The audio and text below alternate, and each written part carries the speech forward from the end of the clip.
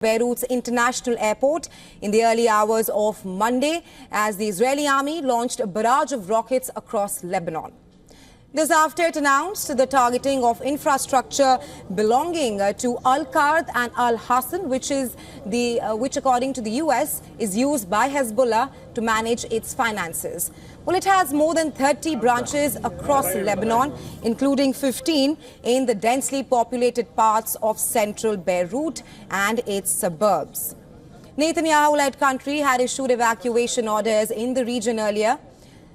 Reports quoted a senior Israeli intelligence official who said that the purpose of the strikes are to target the ability of Hezbollah's economic functioning, not only during the war, but also afterwards to rebuild and rearm. Hezbollah condemned the Israeli aggression and, in response, fired rockets at 3 military bases in northern Israel.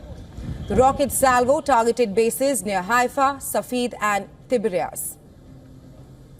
Meanwhile, the Israeli Defense Forces said that it will hold a military exercise in Haria, which is a northern city that has been bombarded by Hezbollah rockets in recent weeks.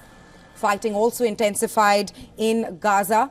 The Israeli military said in a statement that one of its colonel, Hassan Laksa, commander of the 401st Brigade, was killed in combat in the northern part of the Strip.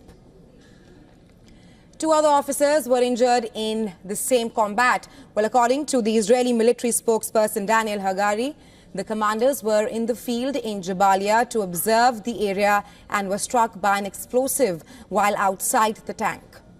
Israeli forces have besieged the densely populated refugee camp for weeks now. Just yesterday, Israeli strikes at the camp killed at least 33 people, including 21 women. UN's Human Rights Office has now expressed concern over Israeli military action, saying it may be causing the destruction of the Palestinian population through death and displacement. And well, for more on this and to talk about Israel's actions in Gaza, we're now being joined by Dr. Malcolm Davis from Canberra. He's a senior analyst in defense strategy and capability at the Australian Strategic Policy Institute. Welcome to WION. Now, Colonel, thank you for having me. Right. Now, the Israeli military has conducted a wave of airstrikes targeting financial institutions of Hezbollah. Do you see this as a last such hit on Hezbollah by Israel? Because according to latest reports, Israel has given the US a document with conditions to end the war in Lebanon. Your assessment on the latest strikes by Israel on Hezbollah's financial institutions? Well, look, I think that it's an axiom of warfare that if you don't have money, you don't have military power. You can't buy weapons without funds. You can't plan for defense capabilities without having resources to fund those capabilities. So it makes sense for the Israelis to hit those financial centers to effectively defund Hezbollah and remove their ability to recover in the future. And that is what the goal of Israel is at the moment, is to not only destroy Hezbollah, but also prevent it from returning in 2 or 3 years' time. So this is clearly what these strikes are about. Dr. Davis, if you can just expand more and talk to us about the implications of such attacks on Hezbollah's financial institutions, and how do you think it will weaken the militant group further? Because we've seen in the past that Israel has continuously targeted the militant groups from Hamas to Hezbollah. Yeah, sure. I mean, well, look, obviously Hezbollah is already pretty weakened. I mean, they've taken out the leadership with Nasrallah and a number of the people that stepped up to follow in Nasrallah's footsteps. The pager and the walkie-talkie attacks that began the whole operation in Lebanon took out a lot of the mid-level leadership. Now, if you then add to that attacks on financial hubs and financial resources, that defunds Hezbollah. So if you've taken out the leadership, if you've taken out the financial resources, and you've conducted significant airstrikes across the length and breadth of Lebanon against Hezbollah fighting forces, including their missile and rocket capabilities, then what you end up with is a Hezbollah that is significantly weaker, but also, more importantly, is suppressed in terms of their ability to reconstitute.